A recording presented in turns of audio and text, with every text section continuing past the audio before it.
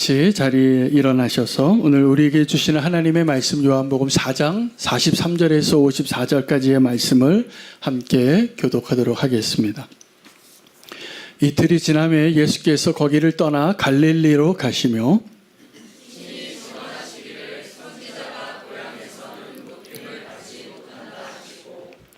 갈릴리에 이르심에 갈릴리인들이 그를 영접하니 이는 자기들도 명절에 갔다가 예수께서 명절 중 예루살렘에서 하신 모든 일을 보았음이더라.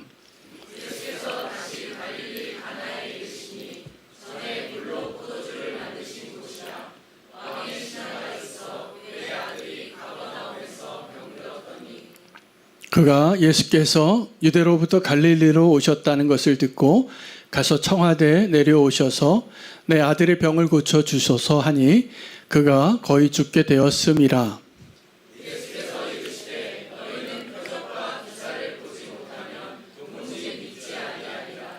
신하가 이르되 주여 내 아이가 죽기 전에 내려오소서.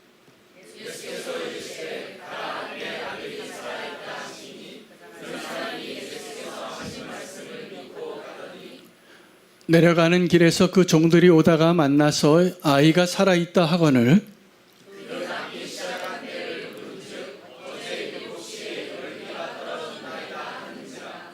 그의 아버지가 예수께서 내 아들이 살아있다 말씀하신 그 때인 줄 알고 자기와 그 온 집안이 다 믿으니라. 함께 읽겠습니다. 이것은 예수께서 유대에서 갈릴리로 오신 후에 행하신 두 번째 표적이니라. 아멘. 하나님의 말씀입니다. 오늘 본문은 가나에서 특별히 갈릴리 예수 그리스도의 고향인 그곳에서 두 번째 표적에 대한 내용을 기록하고 있는 본문이 되겠습니다. 주님께서는 자기 고향에서 또 한 번의 표적을 행하시고 오늘 그 표적과 표적 사이에 어떠한 일이 일어나야 하는지를 우리에게 말씀하시고 계시는 본문이기도 합니다. 여러분, 기드온과 모세와 히스기야의 공통점이 있다면 뭐가 공통점일까요? 기드온과 모세와 또 히스기야. 이 사람들이 다 위대한 믿음의 사람들인데 이 사람들의 공통점이 하나 있습니다. 네. 하나님이 그들을 부르실 때 그들이 금방 순종한 것이 아니라 내가 순종할 수 있도록 표적을 좀 행하여 달라고 요구한 사람들입니다. 물론 그들은 그 표적을 보고 하나님께서 원하시는 믿음의 길을 잘 순종하였고 우리가 알고 있는 기드온과 우리가 알고 있는 모세와 우리가 알고 있는 히스기야는 그 믿음의 길을 그렇게 걸어갔습니다. 기드온이 겁쟁이였는데 너는 큰 용사라. 내가 너와 함께하리라. 너의 손으로 이 이스라엘을 미디안의 손에서 건지리라. 구하리라. 라고 말씀하시니까 그가 자기 자신도 못 믿은 겁니다. 주님 나를 부르셨다면 표징을 보여달라고. 손 뭉텅이 하나를 가지고 두 번이나 반복해서 요청했습니다. 표적을 구한 거죠. 하나님께서 그 표적을 행하셨을까요? 안 행하셨을까요? 행하셨습니다.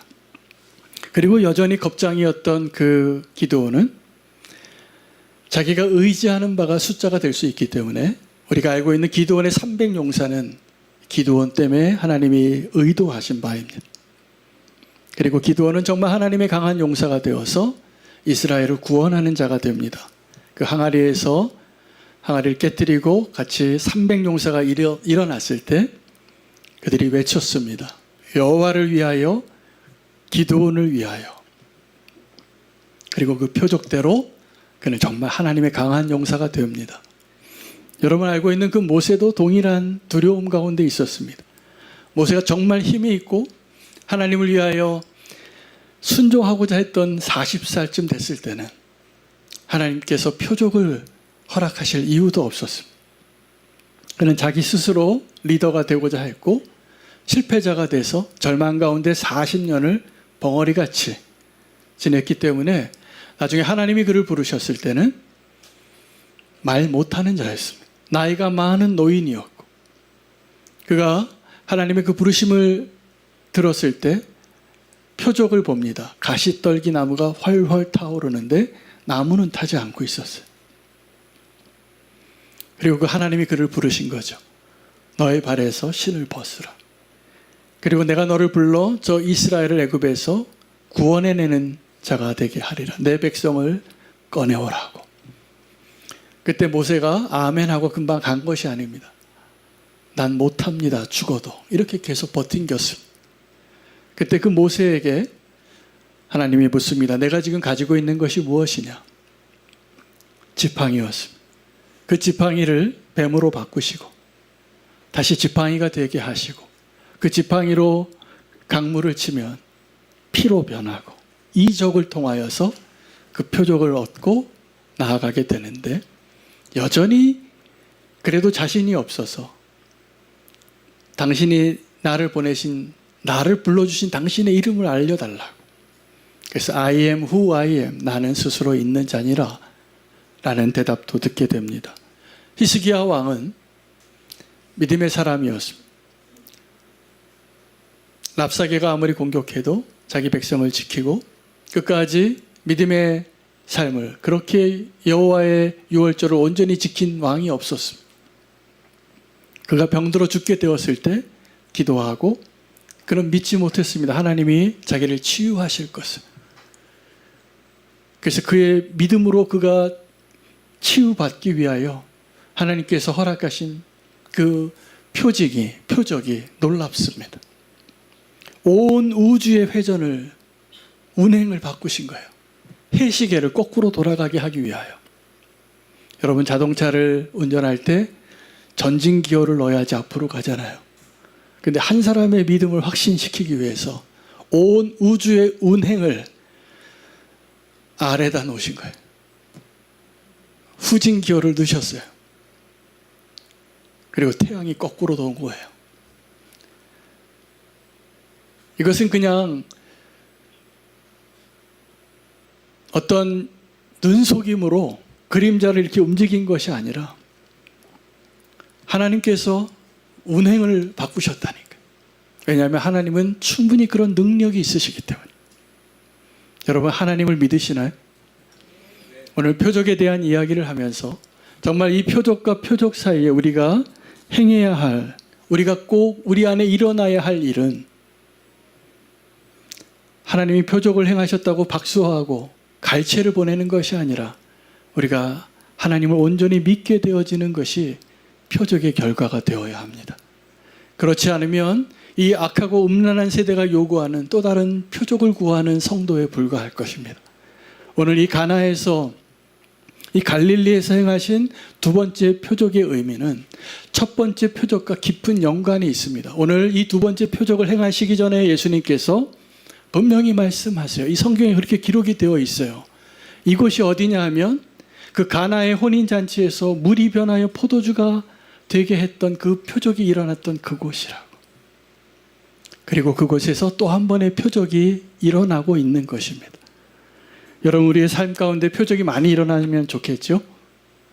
그러길 원하시죠? 근데 저는 오늘 결론은 그게 아닙니다. 우리의 삶 가운데 더 이상의 표적이 일어나지 않아도 될 만한 믿음의 사람이 되시기를 축복합니다. 우리가 표적을 구하는 것이 믿음이 좋은 것 같지만 우리의 믿음이 너무나 연약하기 때문에 하나님께서 허락하시는 은혜가 표적이고 이적이고 기적이기 때문에 그렇습니다. 우리에게 그 표적을 보여주시는 것은 하나님에게서 아무것도 아닙니다. 얼마든지 행하실 수 있는 능력이 있으신 하나님이십니다. 하나님은 하나님의 그 질서 가운데 그 누구보다도 온전히 순종하는 자들의 믿음을 통하여 하나님의 나라가 확장되어지고 회복되어지기를 원하십니다. 오늘 그 일이 저와 여러분 가운데 이루어지기를 원합니다. 근데 오늘 그 표적을 행하신 그 장소가 어디냐면 고향이었습니다. 여러분 선지자가 고향에서 환영을 받을까요? 그렇지 못할까요? 그러지 못하죠. 그럼 오늘 본문에 예수님께서 그 갈릴리에서 환영을 받으셨을까요? 못 받으셨을까요? 네, 틀리셨습니다. 환영을 받으셨어요. 본문을 잘 보시면. 근데 그 환영을 잘 받았는데 환대를 받았고 영접했는데 그 이유가 그 가나에서 하나님이 예수님께서 행하셨던 첫 번째 표적의 결과 때문이 아니라는 거예요. 그 가나에 있는 사람들이 예수님께서 그 유대에서 행하신 표적의 소문을 들었어요. 야, 그 예수님이 온다는 거예요. 그래서 그들이 예수님을 환대했습니다. 그 선지자의 고향에 오셨는데, 그런데 예수님은 오늘 이 두 번째 이 표적을 왜 자기 고향에서 또 한 번 행하시는 일을 이 요한복음에만 기록을 했을까? 그 의도를 우리는 오늘 발견해야 합니다. 예수님께서 그 고향에서 다른 곳에서 그 어떤 곳에서보다 더 많은 표적을 행하셨다는 것을 말하는 거예요. 첫 번째 표적이었고 두 번째 표적도 그곳에서 행하셨습니다. 예수님께서 마지막에 다른 복음서에서 이 가버나움을 향하여 저주하십니다.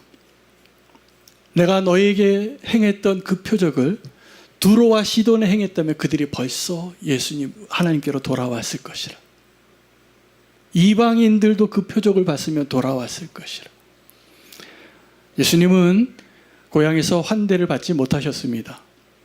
그래서 예수님이 이 표적을 행할 때 예수님의 가족들이 찾아왔거든요.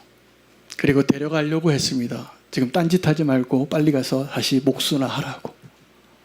그때 예수님께서 그 자기를 찾았던 어머니와 형제 자매에게 자기의 정체성을 분명히 선포하시면서 이렇게 말씀하셨어요. 누가 내 어머니이고 누가 내 형제요 자매인가? 이 혈육의 어머니와 혈육의 형제 자매가 아니라 아버지의 뜻을 행하는 자가 내 어머니요, 내 형제요, 내 자매라라고 말씀하셨습니다. 여러분, 우리가 표적을 구할 때 믿음으로 표적을 구할 수도 있고 또 불신으로 표적을 구할 수도 있다는 것을 아십니까? 오늘 이 두 번째 표적의 주인공은 갈릴리에 왔던 왕의 신하, 고위직 관리였어요. 왕의 신하니까 이 시골에 있기에는 굉장히 높은 사람입니다. 근데 그곳에 왔는데 자기 아들이 병들어서 죽게 되었는데 다 죽게 됐어요. 그래서 그 아들을 살려달라고 예수님에게 찾아온 것입니다. 이 왕의 신하가 예수님에게 찾아와서 자기 아들을 살려달라고 간구한 것이 믿음의 행위일까요? 믿음이 없는 행위일까요? 믿음의 행위 맞지 않습니까? 그렇죠? 근데 예수님께서 십자가에 달리셨을 때에는 믿음이 없는 자들이 더 예수님에게 표적을 구했습니다. 사람들이 조롱하면서 십자가에서 내려와 보라고, 너 자신을 증명해 보라고, 네가 지금 너 자신을 구원하면 내가 믿겠다고. 그가 예수님께서 스스로 자기 십자가에서 내려오는 모습을 보았을 때 정말 예수님을 믿게 됐을까요? 아니라는 것을 주님도 아시는 거죠. 그래서 그들이 표적을 요구할 때 그 기적은 일어나지 않습니다.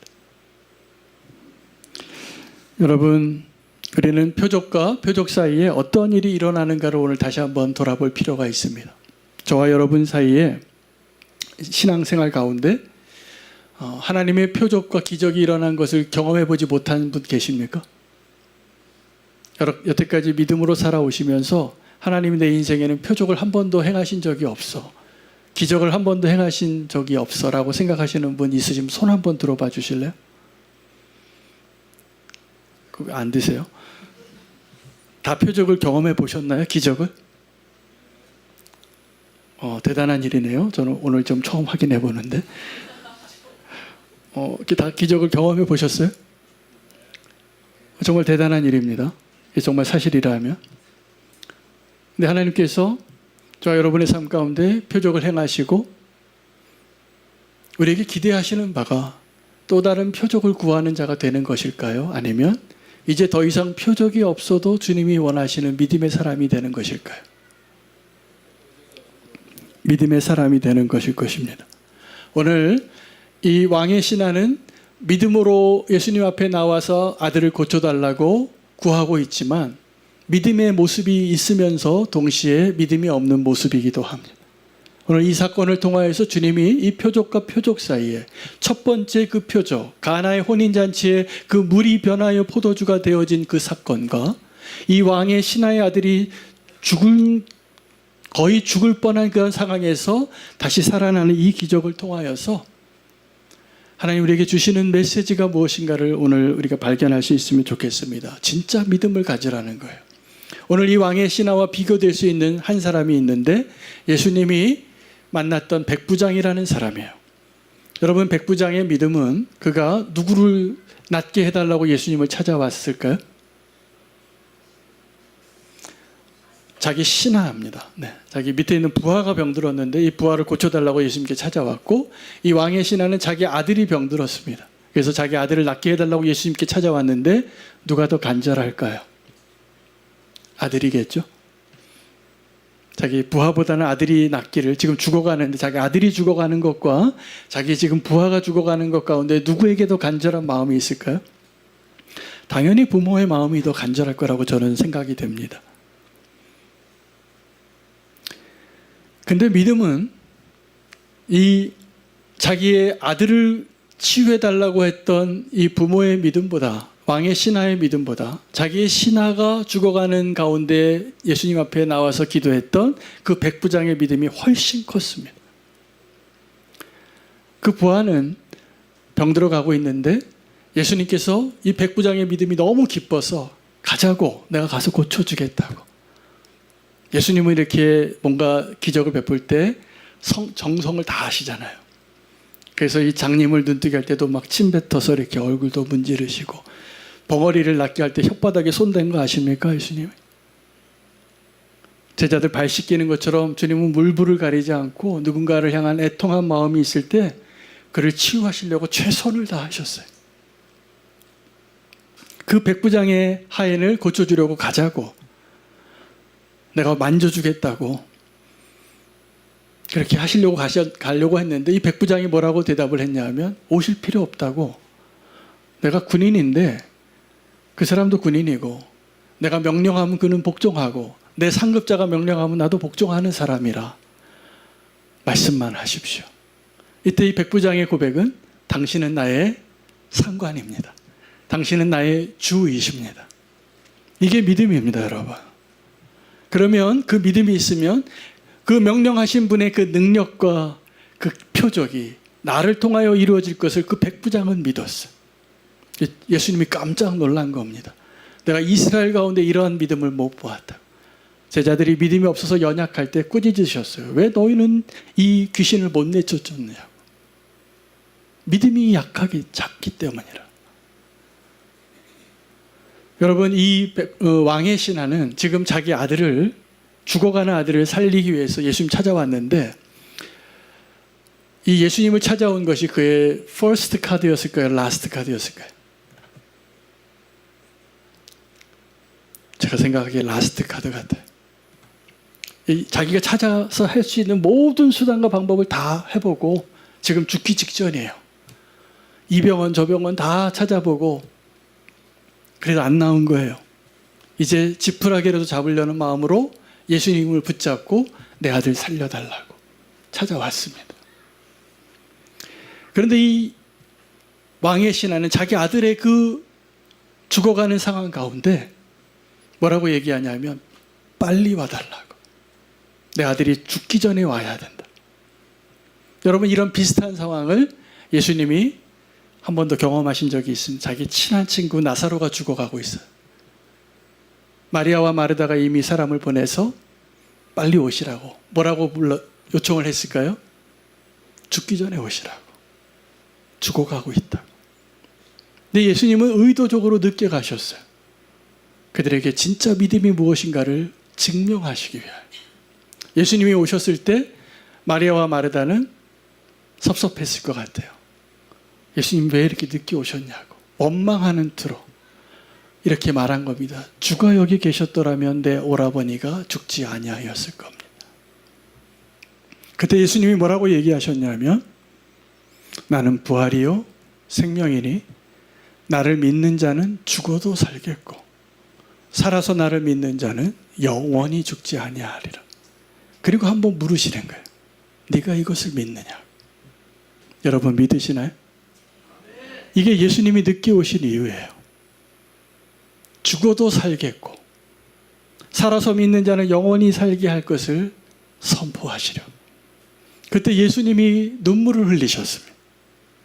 성경에서 예수님이 웹하셨다고, 영어로 울다는 표현을 웹이라고 단어를 쓰는데 처음 나오는 단어예요. 그 예수님이 화내신 적도 있고 또 꾸짖으신 적도 있지만 눈물 뚝뚝 흘리시고 울었던 경우가 여기 처음이에요. 나사로가 죽었을 때. 근데 왜 우셨을까요, 예수님? 나사로가 죽었기 때문에 슬퍼서 우셨을까요? 아니요. 예수님은 일부러 늦게 오셨는걸요. 근데 예수님이 눈물을 흘리니까 다른 사람들은 다 뭐라고 생각했냐 하면, 저 보라고. 그가 얼마나 저 나사로를 사랑했는지. 이게 보통 사이가 아니라 이게 눈물 흘리는 사이구나. 이렇게 생각을 했습니다. 이것은 오해입니다. 예수님께서 그 눈물 흘리신 이유는 나사로가 죽었기 때문에, 나사로를 너무 사랑했기 때문이 아니라, 그래도 너희만큼은 믿음이 있어야 하는데 믿음이 없는 것을 보시고 애통해 하신 거예요. 그래서 우신 거예요. 그리고 눈물을 닦고, 자, 이제 그 무덤으로 가자. 저 돌을 치워 놓으라. 예수님의 의도도 모르고 마리아와 마르다는 냄새가 납니다. 이미 벌써 사흘이 됐습니다. 예수님이 명령하시니까 그 냄새 나던 나사로가 수의를 걸친 채로 나왔습니다. 나사로야 나오라. 그 명령에 죽은 자도 부활하는 그 역사를 보여주기 위함이죠. 여러분, 우리는 이 표적과 표적 사이에 살아가고 있는데 믿음으로 순종해 본 경험이 있지만 그 믿음으로 순종한 우리의 믿음의 발걸음이 이렇게 환상적이지만은 않을 때가 많아요. 그래서 우리의 믿음이 실패할 때 진짜 믿음이 자라는 것을 꼭 아셔야 돼요. 예수님께서 풍랑이는 바다에 다 죽어가는 그 제자들을 향하여 물 위를 걸어오셨습니다. 그 예수님을 보고 다른 제자들은 다 귀신이다 이렇게 말하고 있을 때 베드로가 주라 라고 외치면서 예수님에게 요구를 해요. 당신 정말 주님이시라면 내게 명령해 주십시오. 나로 하여금 오라고 해주세요. 그럼 주님이 지금 물 위를 걸은 것처럼 나도 물 위를 걷고 싶어요. 이게 베드로의 위대한 믿음입니다. 다른 제자는 그런 믿음과 용기가 없어서 예수님께서 빨리 와서 우리를 구원해 주시기만을 기다렸는데 그 위기의 순간에 베드로는 뭐라고 얘기했냐면 주님 나를 향하여 명령해 주셔서 오라고 해주세요. 내가 물 위를 걷고 싶습니다. 베드로는 물 위를 걸었습니다. 성경의 기록이에요. 물 위를 걸었는데 예수님을 바라보던 그 시선이 나를 덮칠 것 같은 파도가 그 함께 보이는 그 장면을 보는 순간 두려움이 밀려와서 물 아래로 빠져가는 것이죠. 그 물속에 잠기는 그 베드로를 누가 구해줬을까요? 예수님이십니다. 그래서 그 예수님이 그 물에 빠진 그 베드로를 향하여 손을 내밀고 예수님은 여전히 그 물 위에 떠 계신 상태에서 베드로를 건져서 배에 같이 들어가신 것이죠. 많은 경우에 저를 포함해서 우리가 한때 믿음의 결단을 해서 그 물 위를 걸을 것과 같은 믿음의 결단을 하고 대단한 호기를 가지고 물 위를 걸어본 베드로가 많습니다. 근데 그런 베드로의 공통점이 있는데 믿음으로 사는 삶에 대한 트라우마가 있어요. 야, 내가 믿음으로 한번 이렇게 물 위를 걷다가 쫄딱 망했다. 내가 완전히 안 되더라. 그래서 이제 어떤 마음이 드냐면 믿는 사람들한테 너무 세게 믿지 마. 라고 말하는 사람들이 직장에 많아요. 요즘은 그런 문화가 없어졌는데 직장에 가보면 이 새로 입사한 신입사원이 예수님 믿는 사람이라고 다 이렇게 술도 안 먹고 이렇게 앉아있으면 꼭 그 사람 강제로 술 먹이려고 하는 사람이 집사님이에요. 너 그러면 직장생활, 사회생활 못해. 한 잔 먹어야 돼. 이렇게 얘기하는 분들이 꽤 많이 있었습니다. 제가 그분들은 왜 그랬을까? 물에 빠져본 트라우마 때문에요. 믿음으로 살다가 실패한 그 경험이 이제는 믿음으로 살려고 하는 그 누군가를 향하여 도리어 정반대의 권면을 할 수 있는 믿음 없는 사람이 될 수 있습니다. 여러분, 그 표적이 무엇입니까? 베드로가 물 위를 걸은 거 표적 아닙니까? 그렇죠? 근데 우리가 원하는 표적이 늘 물 위를 걷게 해달라는 표적이 아니라 그 물 가운데 빠져갔던 그 베드로를 건져주셨던 그 예수 그리스도의 진짜 표적을 우리는 기억해야 돼요. 만약에 물 위를 걷다가 빠져본 분들이 계시다면, 오늘 이 자리에 멀쩡하게 예배드리고 계시면 이거 하나도 다 사실일 겁니다. 그 예수님께서 저와 여러분을 건져주셨다는 것이죠. 아닙니까? 주님이 우리를 건져주시지 않았습니까? 우리가 물에 빠져봤지만 다시 믿음으로 걸어갈 수 있는 그 은혜와 표적을 우리에게 허락하지 않으셨습니까? 저에게는 그렇게 허락하셨어요. 그래서 우리에게 정말 원하시는 것은 주님이 이 표적과 표적 사이에 환호하는 사람이 되는 것이 아니라 믿음의 사람이 되기를 원하시는 거예요. 여러분, 표적을 보면 다 환호합니다. 누가 환호했는지 아십니까? 오병이어의 기적이 일어나니까 사람들이 다 환호했어요. 그리고 예수님을 따르겠다는 사람이 너무 많아졌어요. 근데 예수님은 그 자리를 떠나신 거예요. 왜요? 이들이 왜 나를 쫓는지 알기 때문이에요. 이들이 지금 나를 따르는 이유는 나를 믿고 영원한 영생을 얻기 위함이 아니라 나를 따라서 이제 다시는 배고픈 삶이 일어나지 않을 것에 대한 그 기대로 나를 따르고 있다는 것을 아셨던 것이죠. 여러분은 지금 예수님을 왜 믿습니까? 예수님이 나의 문제를 해결해주고 나를 위로해주고 나의 실패를 다시 회복해 주셔서 내가 물 위를 걷게 해주는 그 표적을 이루는 자이기 때문에 예수님을 따르는 분이십니까? 아니면 나를 구원해 주시고 살아계신 하나님이시기 때문에 내가 이제 보이지 않아도 주님을 따르기를 원하는 그 믿음 때문에 주님을 따르는 분들이십니까? 오늘 이 왕의 신하는 믿음으로 예수님께 찾아왔지만 아직 온전한 믿음의 사람이 아니에요. 그래서 예수님에게 이렇게 구하는 거예요. 빨리 와달라고. 내 아들 죽기 전에 오시라고. 예수님이 그 왕의 신하의 집에 갔을까요? 안 갔을까요? 네, 안 갔습니다. 그 사람의 믿음을 위해서요. 그 백부장의 집에는 가려고 하셨어요. 너무 기뻐서. 근데 이 왕의 신하의 집에는 안 가셨습니다. 그리고 말씀으로 선포하셨어요. 뭐라고 얘기하셨냐면 네 아들이 나았다. 죽지 않는다. 라고 말씀하신 거예요. 근데 오늘 이 예수님의 이 말씀, 왕의 신하에게 한 말이죠. 내 아들이 나았다. 이 표현이 성경의 번역마다 좀 다르게 기록되어졌다는 것을 제가 지금 이 말씀을 준비하는데요. 매주 한 주 전에 한 7분의 목사님들과 함께 공동 설교 준비를 합니다. 똑같은 본문으로 설교를 다 준비해가지고 만나요. 그리고 자기가 준비한 설교를 나누시는 거예요. 저도 설교 다 준비하고 만났는데 제가 준비한 설교 본문의 내용이 아닌 새롭게 깨달은 깨달음이 오늘 이 문구였어요. 네 아들이 나았다라고 기록이 되어져 있는 이 한국 성경의 본문을 영어 성경 NIV에서는 미래형으로 표현합니다. Your son will live 이렇게 기록이 되어 있고 킹 제임스 버전에는 Your son alive 이미 살았다. 과거형으로 말해요. 어느 게 맞는 말이죠? 그때 예수님께서 이 왕의 신하에게 내 아들이 나을 것이야. 내 아들이 나았어. 라고 말할 어느 게 맞는 겁니까? 다르게 표현하면 그 왕의 신하는 언제 나음을 받았을까요? 예수님께서 말씀하시고 선포하시는 순간에 나았습니까? 아니면 그 예수님이 선포하시는 것을 믿는 순간에 나았을까요?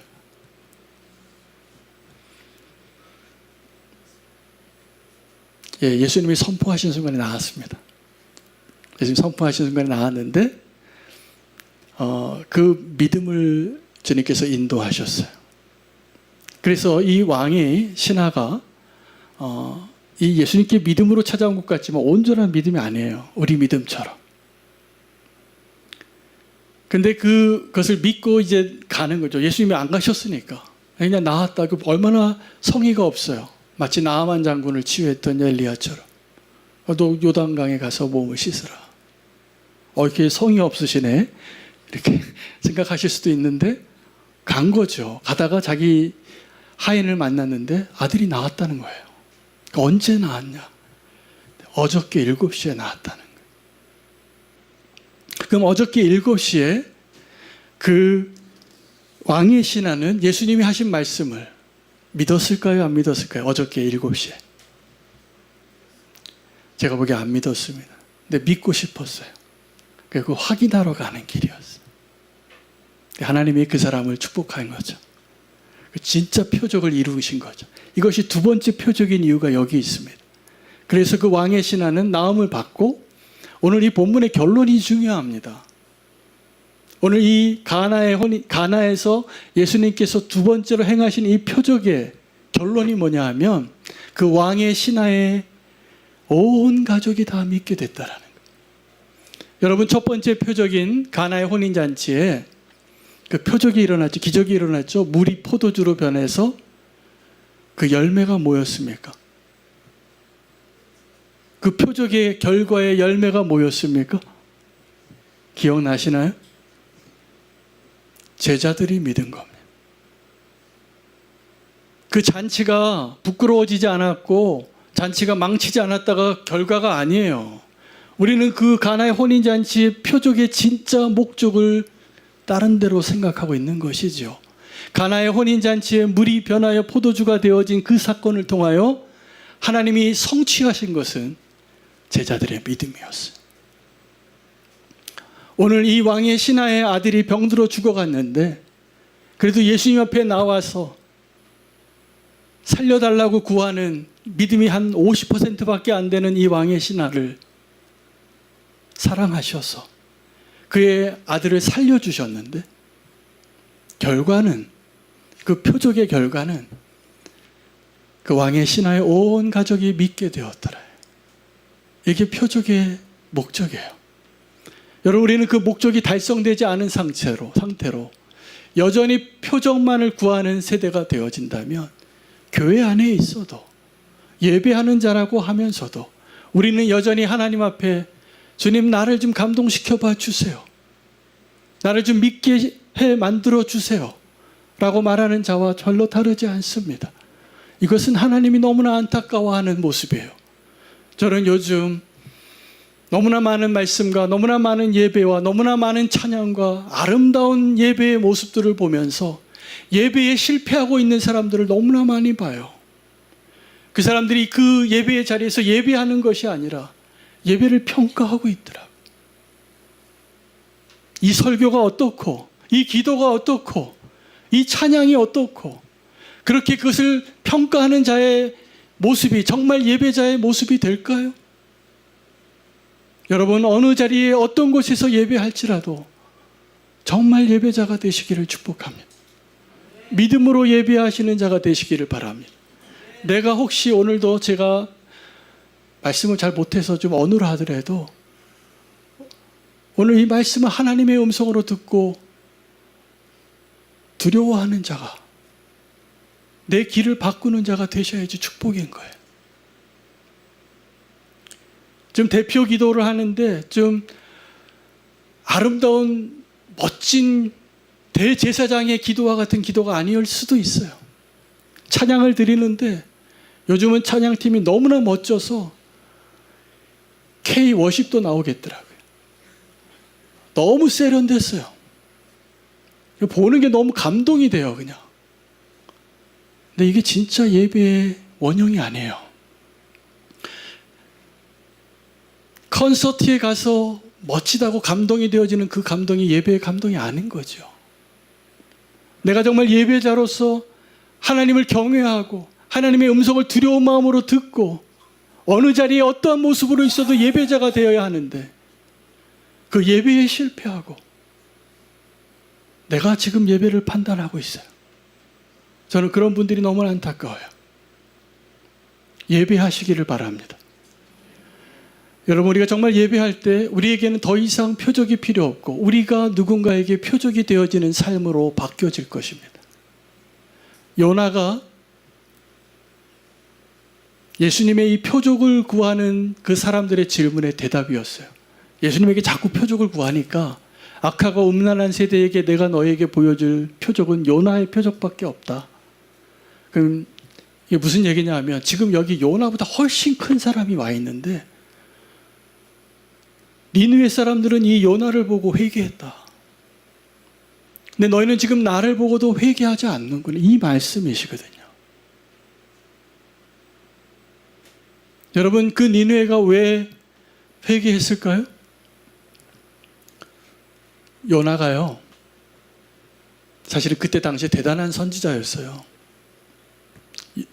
그 요나서의 내용에는 요나의 하나님이 주신 메시지는 딱 4문장입니다. 40일 후에 니느웨가 멸망하리라. 이게 하나님 주신 말씀이에요. 근데 다른 그 요나의 모습을 묘사하느라고 정말 재미있는 동화책 같은 요나서가 4장까지 기록이 되어 있는 거죠. 근데 니느웨가 왜 회개했냐면 요나가 물고기 뱃속에 들어갔다가 살아났거든. 이런 표적이 어디 있어요? 그 선지자가 물고기 뱃속에 들어갔다가 나온 선지자가 말하는 그 말을 안 들을 수가 어디 있어요? 그 악한 도성 니느웨가 회개하는 거예요. 그런데 예수님이 사역하셨던 그 당시의 사람들은 니느웨 사람보다 더 악하다는 이야기 아닙니까? 요나보다 큰 자가 와서 지금 이야기하고 있는데도 안 믿고 있으니, 여러분, 저와 여러분이 표적을 구하는 자에서 이 악하고 음란한 세대의 표적이 되는 삶을 살기로 결단하는 저와 여러분 되시면 좋겠습니다. 우리가 표적이에요. 요나처럼. 누가 우리를 보고 예수를 믿을까요? 우리가 서로 사랑할 때. 누가 우리를 보고 예수를 믿을까요? 우리의 삶이 완전히 변화되어졌을 때. 오늘 주님께서 우리에게 그 축복을 누리라고 표적 가운데 저와 여러분을 세워두셨습니다. 이제 우리가 의심 많던 도마처럼 이제 본고로 믿는 자가 아니라 보지 않고도 믿는 자가 되어서 이 시대의 표적과 같은 믿음으로 살아갈 수 있는 사명으로 주님과 함께 동행하시게 되시기를 축복합니다. 말씀 붙잡고 함께 결단하며 봉헌 드리도록 하겠습니다.